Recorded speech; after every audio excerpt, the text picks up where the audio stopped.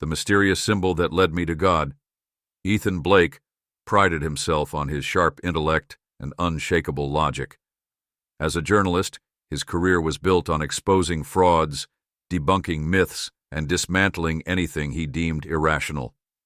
To him, the universe was a giant puzzle governed by natural laws, and science was the key to understanding it. Faith, in Ethan's eyes, was nothing more than a comforting illusion, a way for people to avoid the harsh reality that life was random and chaotic. Ethan's sister, Claire, had always challenged his worldview, not with arguments or debates, but with her quiet, unwavering faith. Claire believed in something greater than herself, a higher power that guided life's mysteries. She prayed daily, attended church on Sundays, and often spoke of the beauty of trusting in the unknown. Ethan loved Claire deeply, but couldn't understand her devotion. "You're wasting time hoping for something that doesn't exist," he'd tell her with a teasing smirk. "And you're wasting time trying to prove the world is empty," she'd reply with a soft laugh, her eyes twinkling.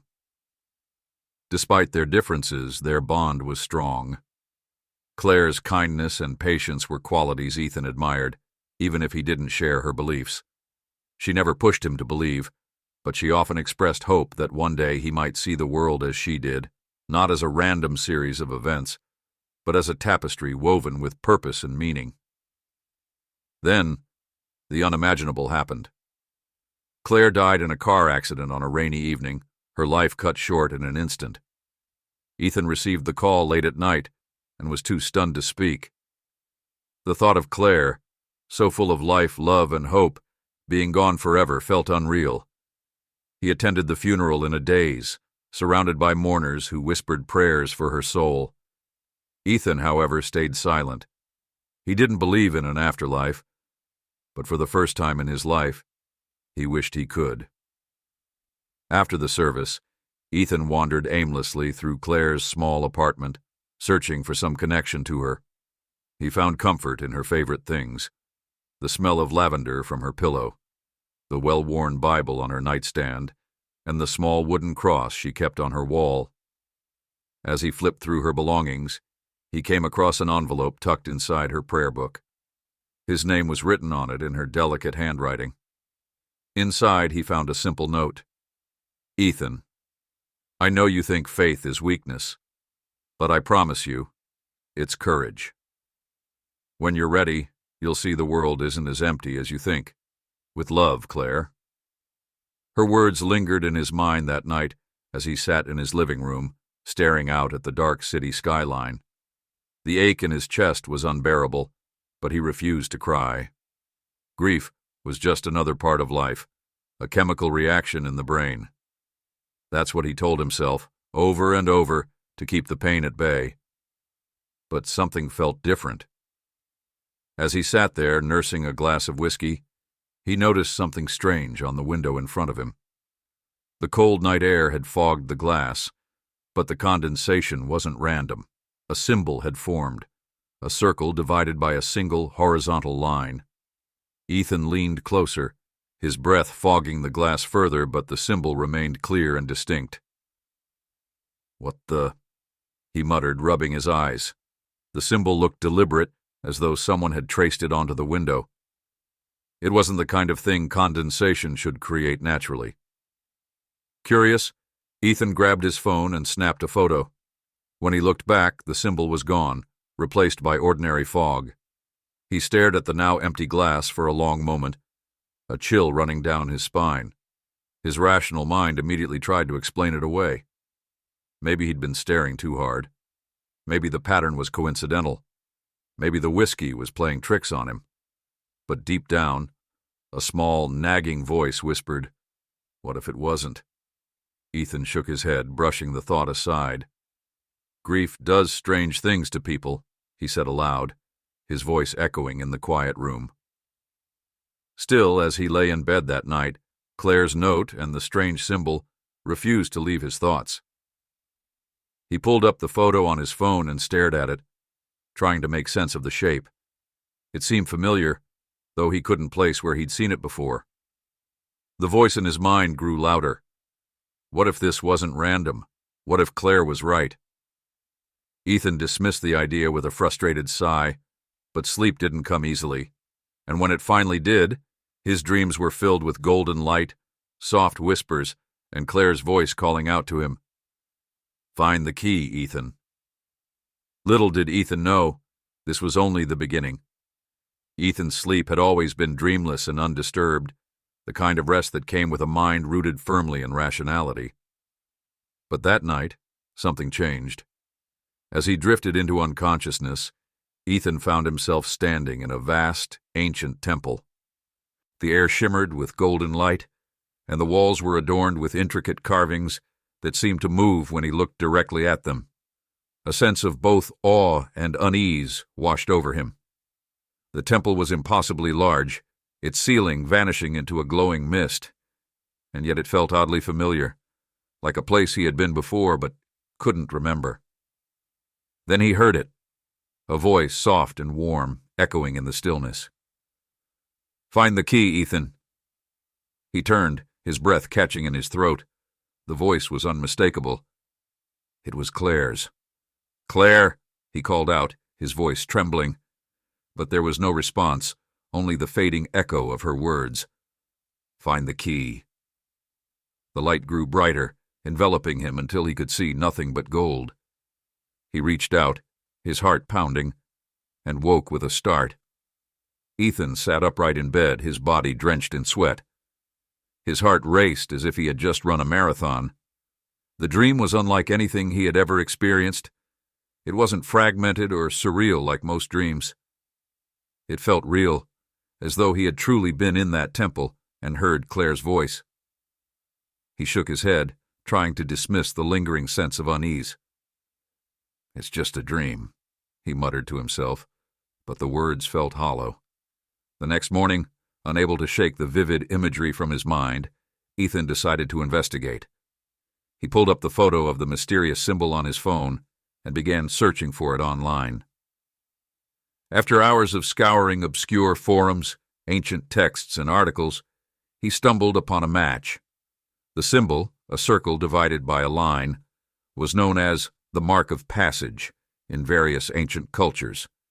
It was associated with divine encounters, spiritual transformation, and, in some accounts, a calling from higher powers. Ethan read about how the symbol appeared to those who were about to embark on life-changing journeys, often against their will. He rolled his eyes at the dramatic descriptions, but bookmarked the page anyway. As a journalist, he was no stranger to sensational claims, but there was something about the recurring mention of transformation that made his stomach churn. Still skeptical, Ethan reached out to Dr. Marion Hayes, a historian and expert in religious symbolism at the local university. When they met, he showed her the photo of the symbol. Dr. Hayes raised an eyebrow. "Where did you see this?" Ethan hesitated. "Just somewhere," he said vaguely. She studied him for a moment before speaking. "This symbol has a long history. In some traditions, it's a doorway, an invitation to step beyond the material world. But it's not something to take lightly. People who've claimed to see it often report strange, inexplicable experiences. Sometimes they describe it as a blessing. Other times—" She paused, her expression darkening. "Other times it feels like a curse." Ethan smirked. "You're saying a random symbol can change someone's life? That sounds a bit far-fetched, don't you think?" Dr. Hayes shrugged. "You're free to believe what you want, Mr. Blake. But if this symbol has found you, it usually means something or someone is trying to get your attention." Her words stayed with him long after their meeting. Ethan told himself it was nonsense, yet he couldn't stop thinking about what she had said. Over the following days, things around him began to change. Objects in his apartment started moving on their own, or so it seemed. He would place his keys on the counter, only to find them in the living room minutes later. The sound of faint whispers filled the air at night, but every time he turned to look, the room was empty. The symbol also began appearing in unexpected places. He saw it scratched into a bench at the park, painted as graffiti on an alley wall, and even reflected in a puddle during a rainstorm. At first, he dismissed these sightings as coincidences or tricks of the mind, but the more it happened, the harder it became to ignore. One evening, as he was brushing his teeth, the whispers grew louder. Ethan froze, staring at his reflection in the bathroom mirror. The symbol was there, faintly etched into the fogged surface of the glass. He spun around, his heart pounding, but no one was there. "This is ridiculous," he said aloud, trying to steady his breathing. "I'm just tired. Stressed, that's all." He wanted to believe it was true, but a part of him, one he refused to acknowledge, was beginning to wonder if Dr. Hayes had been right. Ethan's skepticism, once unshakable, now felt like a fragile shell. Ethan's research had taken him deep into the history of the symbol, uncovering myths and folklore from various cultures. Every lead pointed to a single remote village nestled in the mountains, a place shrouded in mystery and reverence. The villagers called it Kailvara, a name that appeared in obscure texts as the site of visions beyond the veil. Despite his skepticism, Ethan felt compelled to visit, driven by a strange mix of curiosity and the lingering echoes of Claire's voice in his dreams. The journey to Kailvara was grueling. Narrow, winding roads carved into the mountains tested both his nerves and his car's endurance. After hours of driving, he arrived at a cluster of weathered stone cottages perched on a hilltop. The village seemed frozen in time, untouched by modernity. A heavy mist clung to the air, and the sound of distant bells echoed faintly. Ethan parked his car and approached a group of villagers gathered near a well. Their faces were lined with age and weather, their eyes reflecting a mix of caution and curiosity as they noticed the stranger in their midst. "I'm looking for someone who can tell me about this symbol," Ethan said, holding up a notebook with a rough sketch of the circle divided by a line. The villagers exchanged wary glances before an elderly man stepped forward. His back was bent with age, but his gaze was sharp and piercing. "You've come for the cave," the man said, his voice low and gravelly. Ethan frowned. "The cave?" The old man nodded. "The symbol you carry marks the way to the sacred cave. Many have sought it, but few return the same." Intrigued, Ethan pressed for more details. The man explained that the cave was a place of visions and transformation, a place where the boundary between the physical and spiritual worlds was thin. But his tone grew somber as he added, "The cave doesn't reveal its secrets lightly. It shows you what you need to see, not what you want. Be ready to lose your pride." Ethan smirked. "I'm not here for visions or miracles. I'm just following a lead." The old man sighed. "Then may the cave show you what you truly seek." With the elder's directions, Ethan set off on a narrow, overgrown path that wound through the forest. The air grew colder with each step, and an unnatural stillness enveloped the area. Even the sound of his footsteps seemed muted, as though the forest itself were holding its breath.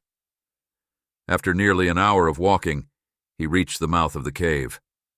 It was unassuming at first glance, a jagged opening in the rocky hillside, but something about it felt otherworldly. The faint symbol of the circle and line was carved into the stone above the entrance, glowing faintly in the dim light. Taking a deep breath, Ethan stepped inside. The temperature dropped sharply and the air grew thick, almost tangible.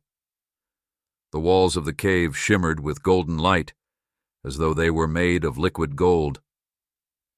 Ethan's breath caught in his throat as he noticed intricate carvings covering the surfaces, patterns and symbols he didn't recognize, but felt oddly familiar, as if they were speaking to a part of him he didn't understand. The silence was absolute, broken only by the sound of his breathing and the faint whispering he had heard before. The whispers seemed to come from everywhere and nowhere at once, urging him forward. Ethan followed the whispers deeper into the cave, his flashlight casting long, flickering shadows on the walls. The passages twisted and turned, creating a labyrinthine maze that seemed to defy logic. Despite the disorientation, He felt as though an unseen force was guiding his steps. Eventually, he emerged into a large chamber. At its center stood an altar, carved from the same glowing stone as the walls. The symbol of the circle divided by the line was etched into the altar's surface, pulsating faintly with golden light. Ethan approached cautiously, his heart pounding. The air felt heavy, charged with an energy he couldn't explain. As he reached the altar, the whispers grew louder, forming words that sent chills down his spine. "Let go." The words seemed to echo both in the air around him and within his own mind. He reached out to touch the symbol on the altar, and as his fingers made contact, a blinding light engulfed him. In that instant, time and space seemed to dissolve. Ethan felt himself falling, not physically but spiritually, as though the layers of his carefully constructed identity were being stripped away. He saw flashes of his life, moments of pride, skepticism, and dismissal of others' beliefs. He saw Claire praying for him, her face filled with love and hope. And then he saw himself, small, fragile, and finite in the vast expanse of the universe. "Faith isn't weakness," Claire's voice echoed once more, soft but firm. "It's courage." Ethan collapsed to his knees, overwhelmed by the sheer magnitude of what he was experiencing. The golden light surrounded him, not threatening but comforting, like a warm embrace. When the light faded, Ethan found himself alone in the chamber. The altar stood silent, its glow dimmed. He felt different, lighter, as though a weight he hadn't realized he was carrying had been lifted. As he made his way out of the cave, Ethan couldn't shake the feeling that he had left a part of himself behind and gained something far greater in return. Ethan had always believed that nothing lay beyond the material world, that everything could be explained, dissected, and understood.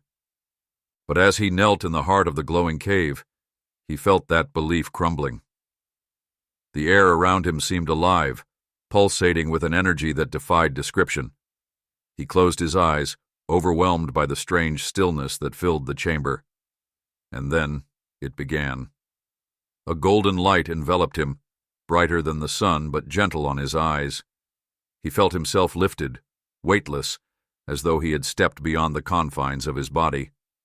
Images flashed before him, vivid and undeniable. He saw himself as a young boy, laughing at a classmate who talked about angels. He saw his college days, debating professors about religion, dismissing their beliefs with biting logic. He saw Claire, kneeling by her bed, her hands clasped in prayer. Her voice, so full of love, whispered his name as she prayed for his happiness, his peace, and his understanding. The scenes shifted, showing the moments he had mocked her faith. He remembered teasing her at family gatherings, calling her naive for believing in what he called fairy tales. She had always responded with a patient smile, never arguing, never wavering. "Why do you waste your time?" he had asked her once, exasperated by her unshakable devotion. "Because I love you," she had replied simply. Tears welled in Ethan's eyes as he watched these memories unfold. He had dismissed her words, but now, seeing them through her eyes, he felt the depth of her love and the courage it had taken for her to believe in something he had ridiculed. The light around him grew brighter, and the images faded. In their place, he felt a presence, vast, infinite, and incomprehensible. It wasn't a voice or a figure, but a profound awareness that filled every corner of his being. It was as if the universe itself had come alive, radiating peace, love, and an understanding so deep it transcended language. Ethan's mind struggled to grasp what he was experiencing. He felt like a drop of water in an endless ocean, yet at the same time, he felt known, seen, and loved. The presence didn't speak in words, but its message was clear, resonating directly within his soul. You are not alone. You never were. A rush of emotions overtook him. Grief for the years he had spent closed off to this reality, awe at the beauty of what he was now experiencing, and an overwhelming sense of peace that silenced all his doubts and fears. Claire's voice echoed softly in the background, her words gentle and loving. "It's not about proof, Ethan. It's about trust." Ethan's knees buckled, and he collapsed onto the cave floor. For the first time in his life, he allowed himself to cry, not out of sadness, but out of release. The walls he had built around his heart were crumbling, and in their place was a newfound openness. He saw the limits of his skepticism, the arrogance of believing he had all the answers, and the beauty of Claire's unwavering faith. Through his tears, he whispered, "I'm sorry, Claire. I didn't understand." The light began to fade, but the presence lingered, wrapping him in its warmth. Ethan stayed on the cave floor for what felt like hours, letting the emotions wash over him. He didn't want to leave, but he knew his journey wasn't meant to end here. When the light finally receded, he was left in silence. The altar still glowed faintly, a reminder of what he had experienced. Ethan stood, his legs trembling, and made his way back to the cave's entrance. As he stepped into the fresh mountain air, he felt different, lighter, freer, and profoundly changed. The world around him looked the same, but he knew he would never see it the same way again. Ethan opened his eyes to the soft glow of dawn spreading across the mountain landscape. He was lying outside the cave's entrance, his body resting against the cool, dew-covered grass. For a moment he wondered if it had all been a dream. The golden light, the presence, Claire's voice. Had it really happened? But as he sat up, a sense of profound peace washed over him. He felt lighter, as though the invisible weight he had carried his entire life had finally been lifted. The air seemed fresher, the colors of the world more vibrant. Every breath filled him with gratitude. He glanced back at the cave, its shadowy entrance now calm and unassuming. The symbol carved above it no longer glowed, yet it seemed alive in his memory, etched into his mind as a reminder of the journey he had taken. Ethan made his way back to the village, his steps steady and purposeful. The elderly man who had warned him about the cave was waiting near the path, his weathered face breaking into a knowing smile. "You've seen it, haven't you?" the man asked softly. Ethan nodded.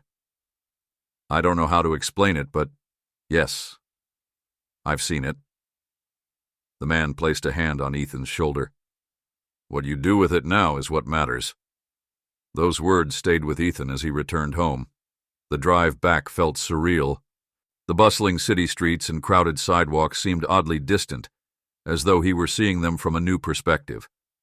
His apartment, once his sanctuary of logic and reason, now felt incomplete. He sat at his desk, staring at a blank document on his laptop. For hours he wrestled with how to articulate what he had experienced. How could he describe something that defied words? How could he share a story so deeply personal, yet so universal? Finally, he began to type. "For years I built my life on the foundation of reason and skepticism. I prided myself on being rational, on dismissing anything that couldn't be measured or proven. Faith to me was a crutch, a delusion for those too weak to face reality. But life has a way of humbling even the most stubborn minds. Recently, I experienced something that shook me to my core, something that defied every explanation I could muster. I won't pretend to have all the answers now, but I will tell you this. The world is far more mysterious and beautiful than I ever allowed myself to believe. It's not about proof. It's about trust." Ethan poured his heart into the article, reliving the journey as he wrote. He described the vivid dream that started it all, the mysterious symbol that had haunted him, the whispers in the cave, and the overwhelming presence that had filled him with peace and love. He admitted his skepticism, his fears, and ultimately, his transformation. When he finished, he hesitated for a moment before hitting publish. The article went live on the news website he worked for, and within hours, it began to spread. The response was overwhelming. Messages flooded Ethan's inbox. some from readers who shared similar experiences, others from skeptics who challenged his story, and many from people who simply thanked him for being honest about his journey. The article sparked debates across social media, talk shows, and even within religious communities. People from all walks of life began sharing their own stories of faith, doubt, and transformation. Some criticized Ethan, accusing him of abandoning reason, but many more praised his courage for opening a conversation that bridged the gap between belief and disbelief. Ethan didn't mind the criticism. For the first time in his life, he felt at peace with himself and the world. Weeks later, Ethan found himself sitting in the small garden behind his apartment, a journal open on his lap. He was writing again, not for an article, but for himself. The words came easily now, flowing from a place of trust and gratitude. As he wrote, he glanced up at the sky. The sunlight filtering through the trees reminded him of the golden light in the cave. For the first time in years, he folded his hands and closed his eyes. "Thank you," he whispered, his voice soft but steady. It wasn't much, but it was a start. It had been several months since Ethan's awakening, but the journey was far from over. Every day brought new reflections, new layers to his understanding of faith, of the divine, and of the life he had once lived with a heart closed off to anything beyond the tangible. But no matter how much he learned or how deeply he changed, one thing remained constant: Claire's memory, and the sense that she had somehow been guiding him all along. On a cool autumn afternoon, Ethan found himself standing before Claire's grave, the weight of his heart pressing down on him. The cemetery was peaceful, the soft rustling of leaves the only sound in the quiet space. He had visited often since her death, but today was different. Today, he felt that the distance between them had closed. Ethan knelt beside the headstone, where lilies had already been placed, their petals vibrant against the gray stone. He had never been one for grand gestures or overt displays of emotion, but he felt compelled to offer something more than just his presence. He carefully placed a fresh bouquet of white lilies by her grave, the flowers symbolizing purity and new beginnings. "Thank you, Claire," Ethan whispered, his voice thick with emotion. "For your patience, for your love, for your faith. I think I finally understand." As the words left his lips, a deep sense of peace washed over him. He had come here seeking closure, but what he had found was something far greater. A sense of connection, not just to Claire, but to something much larger. It was as though her spirit had reached out to him from beyond, guiding him toward a truth he hadn't been able to see until now. Ethan sat in silence for a long moment, allowing himself to feel the fullness of this understanding. The world around him seemed quieter, more still, as if it too was honoring the sacred moment. The sun was setting on the horizon, casting a golden glow across the landscape. In the distance, the wind picked up, sending a chill through the air. As he stood to leave, something caught his eye, a faint mark etched into the bark of a nearby tree. His heart skipped a beat. It was the same symbol, the circle divided by a line. It was as though the universe itself had left him a final message. The symbol was barely visible, carved so lightly into the tree that it could easily have been missed. But Ethan knew it for what it was: a reminder. A sign that the journey didn't end with understanding, but that there were always mysteries waiting to be uncovered, always a deeper connection to explore. He smiled softly, a tear slipping down his cheek as he stared at the symbol. He could feel Claire's presence in that moment, gentle, loving, and eternal. "Thank you," he whispered again, this time to the universe, to God, and to Claire. As Ethan walked away from the cemetery, the evening air seemed to carry a sense of quiet assurance. He wasn't sure what the future held, or where this path of faith would lead him, but for the first time, he was no longer afraid. The mystery of the divine remained, not as a source of fear or doubt, but as something beautiful and awe-inspiring. something to embrace. And with that, Ethan Blake took his first true step forward, no longer a skeptic, but a seeker. In the vibrant and supportive community dedicated to Jesus, Super Chat offers a unique and impactful way for viewers to actively participate in the mission of spreading faith and supporting charitable causes.